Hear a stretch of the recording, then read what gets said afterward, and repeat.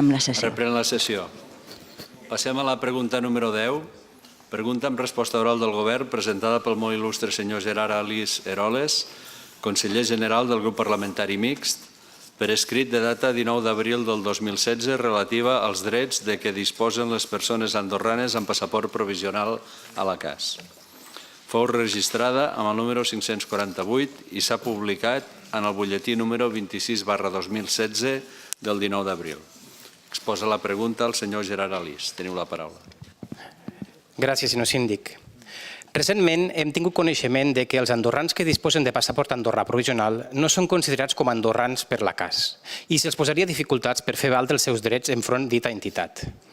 Per ser més concret, semblaria que de la mateixa manera que alguns afiliats de la CAS amb autorització de residència i treball caducada, que continuen treballant i pagant les seves cotitzacions a la CAS, s'han vist privats del dret a percebre prestacions, també hauria succeït el mateix a andorrans amb passaport provisional, amb l'agreujant que en mirar de tramitar l'autorització de residència des d'immigració se'ls informaria que en ser andorrans ja no la requereixen, trobant-se en la impossibilitat de percebre les prestacions que corresponen. Així mateix, ens costaria que alguns estudiants menors de 18 anys, titulars d'un passaport andorrà provisional, es veurien en la possibilitat de ser donats en la impossibilitat de ser donats d'alta prop de la CAS com a assalariats perquè aquesta entitat els exigiria disposar d'un permís de residència i treball que no podrien tramitar per quan són andorrans. Per aquests motius demanem: pot exposar al govern quins són els drets prop de la CAS que gaudeix una persona andorrana que ostenta un passaport provisional i per quins motius aquests serien diferents d'una persona que ostenta un passaport definitiu? Gràcies, senyor síndic. Gràcies. Per part del Govern, té la paraula el ministre, senyor Xavier Espot. Gràcies, senyor síndic. En primer lloc, m'agradaria esvair alguns equívocs que es desprenen de l'exposició prèvia a la pregunta que ha formulat el senyor Alís. L'accés a la nacionalitat andorrana en virtut dels articles 6 i 9 al 12 de la Llei Qualificada de la Nacionalitat, que poden suposar l'atribució de la nacionalitat andorrana a títol provisional o que suposen el dret d'adquisició de la nacionalitat andorrana, no és equiparable a l'adquisició pròpiament dita o a la consolidació de la nacionalitat andorrana. Així es desprèn clarament de la pròpia llei i, a més de la interpretació que n'ha fet en més d'una ocasió la sala administrativa del Tribunal Superior de Justícia. És per aquest motiu que l'atribució de la nacionalitat andorrana a títol provisional o el dret d'adquisició de la nacionalitat andorrana, mentre no es posi fi a aquesta situació claudicant, no eximeixen a les persones interessades de mantenir la inscripció al Registre Central d'Immigració i de renovar, si escau, l'autorització d'immigració de què són titulars. Per aquest motiu, des del mes d'agost del 2015, en haver constatat que diverses persones no acomplien aquesta obligació, es va decidir adjuntar una nota informativa a cada passaport provisional recordant la necessitat de seguir regularitzant la situació immigratòria fins que s'adquireixi pròpiament la nacionalitat andorrana. Per tant, en cap cas pot dir el senyor Alís que al Departament d'Immigració es posen traves o es nega aquesta regularització a les persones que disposen d'un passaport provisional, sinó que ben al contrari, se'ls encoratja a fer-ho. I en conseqüència, tampoc existeix cap inconvenient per part de la CAS en donar d'alta com a assalariats a estudiants menors de 18 anys titulars d'un passaport provisional. Dit això, i per respondre de forma concreta a la pregunta que ha formulat, els drets prop de la CAS de què gaudeix una persona que és titular d'un passaport provisional són exactament els mateixos que els drets de les persones que han adquirit de forma definitiva la nacionalitat andorrana. La problemàtica que dimana de la pregunta que formula únicament té a veure amb el fet que al juny del 2015 la CAS, en constatar que el seu registre de dades de tipus administratiu contenia errors relatius a la nacionalitat o la residència dels seus assegurats, la qual cosa havia comportat que s'efectuessin pagaments indeguts, va afegir en el seu sistema informàtic un control necessari en relació amb aquesta qüestió. Aquest control va implicar que des del mes de juliol del 2015 fins a mitjans del mes de febrer del 2016 s'hagin enviat en alguns casos comunicacions als assegurats informant-los que s'havien constatat incidències relatives a la vigència de l'autorització i que calia regularitzar la seva situació administrativa. Aquestes incidències podien concernir persones titulars d'autoritzacions de residència caducades i que no havien estat renovades degudament o també persones titulars d'un passaport provisional que no havien continuat regularitzant la seva situació immigratòria. En aquests casos, se suspenia el pagament de les prestacions, però tan bon punt els assegurats rebien la comunicació i es posaven en contacte amb la CAS, es procedia a ordenar-ne el pagament, motiu pel qual no s'ha privat els assegurats del dret de percebre prestacions, com el senyor Alís afirma, sinó que en tot cas se n'ha demorat el pagament. No obstant això, per evitar precisament aquesta demora, a partir de mitjans de febrer d'enguany s'ha decidit contactar els assegurats afectats telefònicament i amb caràcter previ i suspendre només el pagament de les prestacions en aquells casos en què és palès que les persones interessades ja no resideixen a Andorra i, per tant, no es compleixen els requisits legals per poder pagar aquestes prestacions. Gràcies, senyor síndic. Gràcies. Per la rèplica, senyor conseller. Gràcies, senyor síndic. Com exposava en la motivació de la pregunta, ens ha arribat que certes persones andorranes, però que encara no disposen del passaport definitiu, i això, d'acord amb les disposicions de la llei qualificada de la nacionalitat, es toparien amb certes dificultats a la CAS al moment de fer valdre els seus drets, com ha exposat el ministre i com he presentat abans. A títol il·lustratiu exposava dos casos concrets, en els quals una persona andorrana, però titular del passaport provisional, era tractat pel referit organisme de manera diferent a una persona andorrana amb passaport definitiu, no reconeixent en la CAS els mateixos drets. Vaja, per dir-ho clar, que sembla que un andorrà amb passaport provisional era discriminat per dit organisme a l'hora de reconèixer-li drets que la normativa de seguretat social preveu en relació a un andorrà amb passaport definitiu. Ens ha dit que els drets, i m'alegro, que els drets d'una persona amb passaport andorrà definitiu i una persona amb passaport andorrà provisional són els mateixos. Me n'alegro. El problema que, com ha dit, la casuística i la realitat fa que això no és així. Ens comenta que és un problema lligat a l'obligació de continuar regularitzant el permís de residència. Recentment se'ns ha fet ressò de la negació de pagaments de prestacions a persones residents pel motiu que tindrien el permís de residència caducat. De fet, com els consta, hem presentat una pregunta amb resposta escrita respecte a aquesta situació que ens sembla abusiva i, sobretot, que no està prevista en la llei, salvat una casuística dubtosa que estaria regulada en l'article 140 de dita norma i que precisament faria al·lusió al que ens comentava persones que ja no resideixen al país. Per tant, pensem que aquesta interpretació feta extensiva a una persona que posseeix un passaport andorrà, encara que no sigui definitiu, és totalment rocambolesca i únicament persegueix una finalitat: evitar pagaments de prestacions als assegurats que tenen dret o retardar les mateixes. En la darrera sessió d'aquesta cambra es va presentar l'informe del Raonament del Ciutadà on, entre altres, es va posar de manifest certes pràctiques de la CAS que tendeixen a dificultar als ciutadans el dret a les prestacions que la llei de la Seguretat Social els reconeix. Permeti'm dir-los, sembla clarament que hi ha una política encaminada a retardar el pagament de prestacions. I pregunto al govern, aquest és el cas? Aquestes són les instruccions que el govern dona a la CAS? En la pregunta que hem tractat anteriorment ja hem vist el pes polític del govern en el si del Consell d'Administració de la CAS i per això faig aquesta pregunta. Seguint amb la problemàtica exposada, sembla també que andorrans titulars del passaport no definitiu tindrien dificultats per afiliar-se a la Seguretat Social i de retruc poder treballar, per quan se'ls negaria la condició de residents legals al país en no tenir el permís de residència renovat o no tenir permís de treball. Senyor ministre, ens comenta que això no és cert, però el cas és que tenim persones que se'ns han adreçat amb aquesta problemàtica dient-nos que no poden ser donades d'alta perquè no tenen permís de treball i perquè en tenir passaport provisional no se'ls renovava. M'alegro que ens digui això i prenc nota d'això perquè es pugui revisar aquest tema i la gent pugui regularitzar aquesta situació. En tot cas, tot això sembla absurd. És clar que hi ha andorrans que no resideixen a Andorra, però és clar que el requisit per accedir a la nacionalitat previst en la llei qualificada, un dels requisits essencials és la residència. Hauria d'anar acabant, sisplau. Sembla dubtós. Acabo. Per altra banda, per tant, creiem que es crea una discriminació sense sentit, la qual condueix a penalitzar aquells ciutadans que volen integrar-se a la nostra societat i que opten per adquirir la nacionalitat. Són qüestions que ens semblen preocupants, aquestes situacions que es produeixen.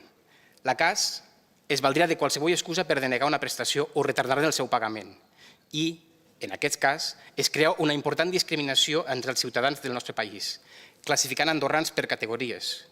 Sembla que tornem a allò d'abans, andorrans de primera i andorrans d'altra, donant més drets a uns que als altres. Creia que això era un discurs superat en el temps, però m'adono que encara no és el cas. Aquesta situació crec que és totalment inacceptable, i més quan es fa des d'un organisme públic com és la CAS. Heu d'anar acabant, sisplau. I acabo, els demano, doncs, al govern que adoptin mesures necessàries i, si cal, que modifiquem la llei en aquest aspecte, plantegin-s'ho per fer-ho, per evitar aquestes discriminacions i que instin a la CAS que recondueixi la situació i que els andorrans que són afiliats a aquesta puguin fer valdre els seus drets i rebre les seves prestacions. Gràcies, senyor síndic. Gràcies, senyor ministre, per la dúplica. Sí, gràcies, senyor síndic. Breument,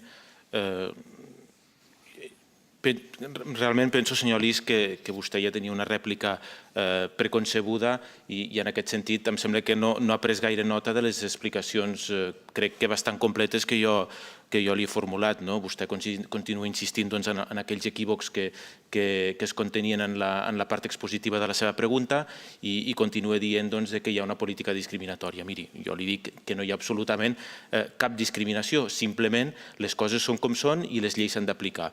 I per tant, la llei qualificada de la nacionalitat és molt clara en el sentit que una persona que té un dret d'adquirir la nacionalitat o que té un passaport provisional no ha adquirit definitivament o no ha consolidat la seva nacionalitat andorrana i, per tant, si vol tenir dret a les prestacions que estan vinculades a la residència, ha de continuar regularitzant la seva situació immigratòria al Departament d'Immigració. Les persones que s'han pogut trobar amb aquesta problemàtica, simplement se'ls ha dit que mentre no regularitzaven la seva situació immigratòria, se'ls suspenia el pagament de les prestacions. Tan bon punt ho han fet, se'ls ha pagat les prestacions.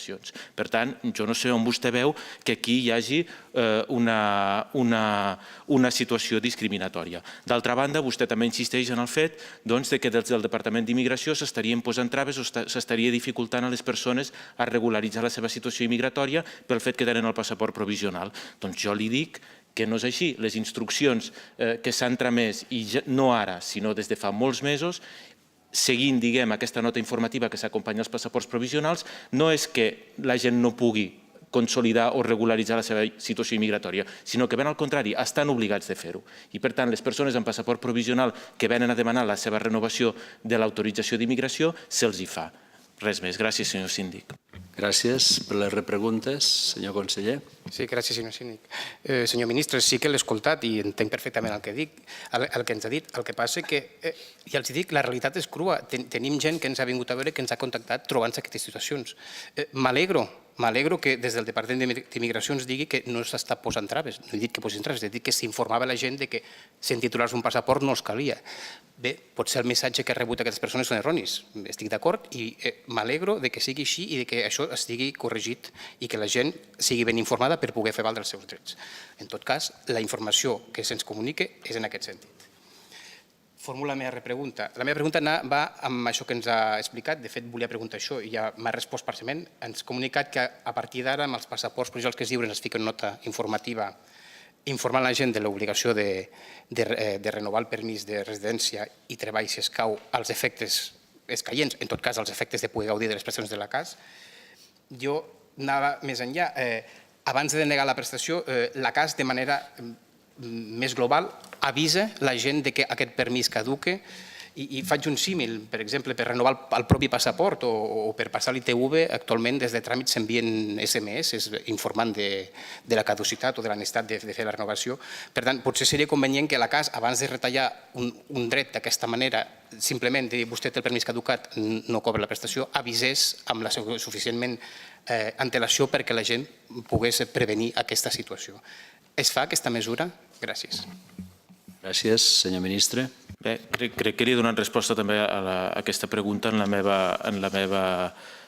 meva primera resposta, quan li he dit que precisament des del mes de febrer del 2016, per intentar millorar aquesta comunicació i evitar una excessiva demora en el pagament de les prestacions, el que fa la CAS ha canviat la seva política i el que fa la CAS és contactar de forma prèvia amb aquestes persones telefònicament, per tant, d'acord amb una atenció personalitzada, i els hi comunica la necessitat de regularitzar la seva situació immigratòria si no volen que se'ls suspengui el pagament de les prestacions. Entenc que aquesta mesura que s'ha adoptat va en la línia del que vostè ja demanava i, a més, no només s'ha fet des d'ara, sinó que s'està fent des del mes de febrer del 2016. De la mateixa manera, i no des d'ara, sinó des del mes d'agost del 2015, també adjuntem aquesta nota informativa a tots els passaports provisionals que lliurem informant la gent degudament de la seva obligació de continuar regularitzant la seva situació immigratòria fins que no consolidin la seva nacionalitat andorrana. Malgrat la resolució que els atorgava aquesta nacionalitat provisional ja ho establia fil per randa. Però en tot cas, qualsevol mesura tendent a millorar la comunicació i a donar més informació als administrats, evidentment, com no pot ser d'una altra manera, aquest govern i la pròpia CAS sempre són partidaris de portar-les a terme. Gràcies, senyor síndic. Gràcies. Una altra repregunta, senyor conseller. Sí, gràcies, senyor síndic. Bé, doncs voldria dir que m'alegro del que ens explica ara. De fet, crec que aquesta ha de ser la tendència d'informar els ciutadans abans que se'ls retalli un dret.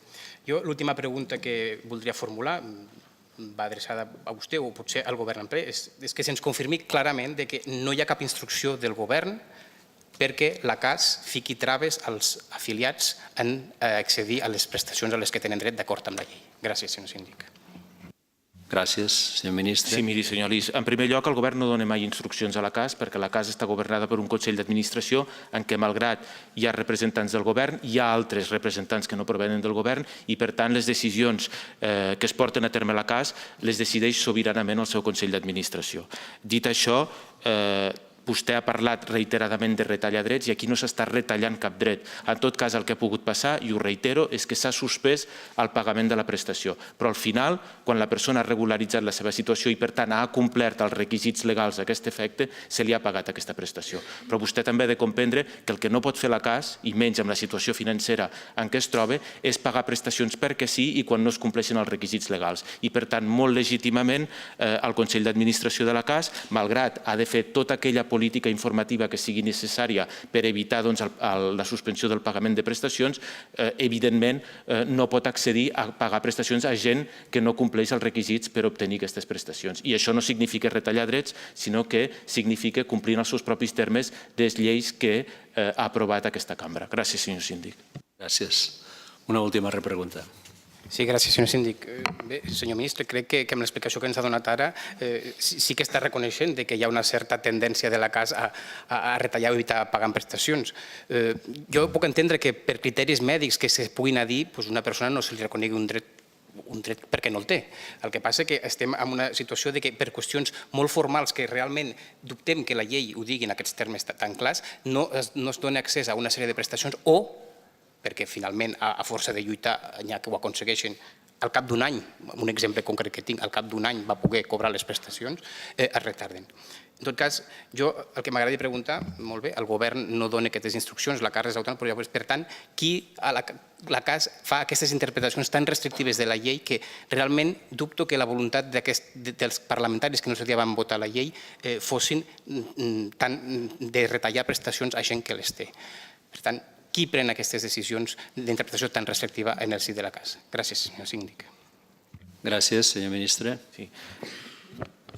Se'm fa difícil parlar en nom del Consell d'Administració de la CAS, però insisteixo, ni es retallen drets ni es fan interpretacions restrictives. En aquest cas estem parlant de prestacions que estan vinculades al compliment del requisit de la residència al Principat d'Andorra. I per tant, si la CAS verifica o no té els elements necessaris per poder verificar que aquesta persona està residint a Andorra, és normal que suspengui el pagament de la prestació fins que la persona s'acabi comprovant que efectivament resideix o no a Andorra. I per tant, crec que el que està fent no és fer una interpretació restrictiva de la llei, és complir amb allò que diu la llei de la CAS, que és que determinades prestacions estan vinculades a la residència. Si aquestes prestacions no estiguessin vinculades a la residència, evidentment la CAS no implementaria aquests controls. Gràcies, senyor síndic.